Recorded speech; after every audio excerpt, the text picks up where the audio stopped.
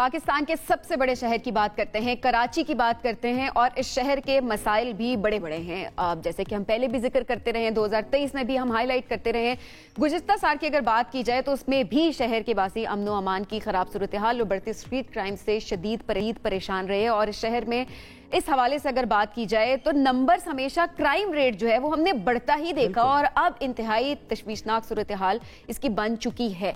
लेकिन जब भी हम अथॉरिटी से सवाल करते हैं तो यही होता है कि ये या तो ये नंबर्स आपके गलत हैं और अभी ये वो नंबर्स होते हैं जो कि हम एक्चुअली रिपोर्टेड फिगर्स होती हैं, जो अनरिपोर्टेड होती हैं वो तो हम शेयर ही नहीं कर रहे होते।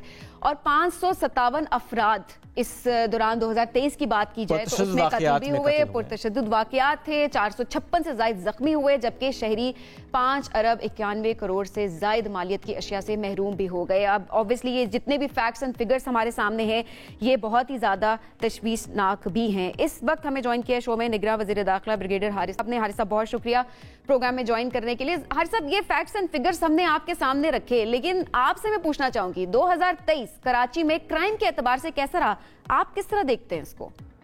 देखिए, बेसिकली वजह ये है कि एक तो हमारी हुकूमत दोबारा हमने आई थिंक 1 सितंबर से लेके और अभी आज तकरीबन 3-4 महीने हो गए हैं, लेकिन इसकी वजह कुछ रही है। एक तो यहाँ पर सबसे ज़्यादा वजह ये थी कि यहाँ पर बेरोजगारी, सोशो इकोनॉमिकल प्रॉब्लम्स, जवान बच्चे हैं, ग्रेजुएशन की हुई है, जॉब नहीं है, रिस्पॉन्सिबिलिटीज हैं, तो they have to then they get resort to all unfair means जो गलत तरीके से इस्तेमाल की जाती है। ये जस्टिफाइड नहीं है हारिस साहब, लेकिन मैं इस पर एक सवाल जरूर करूंगा कि जब हम स्टैट्स देखते हैं तो कराची में क्राइम ग्राफ तो हमें ऊपर जाता ही नजर आता है। वज़ीर आला सिंध साहब भी कुछ रोज पहले बरहम हुए, क्यों नहीं ठीक हो रहा फिर मामला?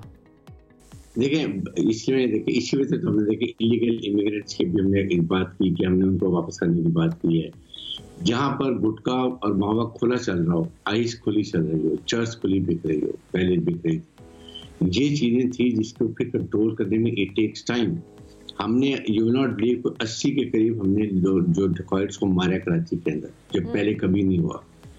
हमने तकरीबन 150 के करीब जख्मी किए हैं जो इनके डिकॉइट्स को। फिर उसके बाद एक बहुत ज्यादा तादाद में हम लोगों को अरेस्ट किए। पहले होता ये था कि अरेस्ट हुए, केस चला, 2 हफ्ते या 3 हफ्ते से ज्यादा उनको पनिशमेंट हुई, वो फिर बाहर आ। अब हमने एक सिस्टम किया कि इन्वेस्टिगेटिंग ऑफिसर जो बहुत अच्छे लगाएंगे। अच्छा। नंबर 2, हम उसकी प्रोसिक्यूशन एविडेंस चेकिंग करके बहुत अच्छे तरीके से किए। नंबर 3, उसमें एक कॉलम बना लिया कि जी ये पहले कितनी दफा जेल जा चुके हैं, पहले कितनी दफा इतने जुर्म किया, उससे ये फर्क पड़ता है कि आप जज को ये पता चलेगा। अच्छा हारिस साहब, देखिए ये आप भी सिस्टम की बात कर रहे हैं, बहुत सारे इनिशिएटिव्स की बात कर रहे हैं, लेकिन फर्क पड़ता, टू बी वेरी ऑनेस्ट, फर्क पड़ता नजर नहीं आ रहा। क्राइम रेट ऊपर ही है, वो नीचे नहीं जा रहा और वो एक जगह पर स्टेबल भी नहीं है। अब इसके अलावा मजीद क्या किया जाए कि क्राइम रेट पर काबू पाया जा सके? जब अच्छे मेरिट पे लोग लगेंगे, जो हमने भी बहुत कोशिश की है, पॉलिटिकल प्रेशर नहीं होंगे, सिस्टम नहीं चल रहे होंगे, हम अकाउंटेबिलिटी उनकी करेंगे, जो गलत किस्म के लोग होते हैं उनको करेंगे। आपके सामने सब करें ना, आप करते क्यों नहीं है ये सब कुछ? हमारे वक्त में we don't take any political pressure and there is no system. Zero land grabbing, बिल्कुल किसी को 4 महीने में हमने किसी जमीन पर कब्जा नहीं होने दिया। अगर किसी जायज जमीन पर कब्जा था वो भी हमने इन्फोर्समेंट से वो खत्म किया। उसके बाद हमने कोशिश की है कि हमने बॉर्डर सील करके स्मगलिंग रोकी। तो ये जो स्कूल कॉलेज में ट्रक चल रही है वो बड़ी सख्ती से रोका हुआ है। पार्टियां होती थी, 200 बच्चे रात को वीकेंड के ऊपर खुले अरेंजमेंट की जाए, वो हमने काफी हद तक रोक दी है। इस तरह के एकदम से फर्क काफी हद तक पड़ेगा। स्ट्रीट क्लब में हम लोग बहुत रिकॉर्ड मार दिए हैं ये, लेकिन इसको जब पुरानी चीजें खराब हुई, इट टेक्स टाइम। मैंने इतनी कोशिश की है कि हम इसको बेहतर कर सकें, जो कि मेरे ख्याल में कुछ ना कुछ तो बेहतर जरूर हुआ है।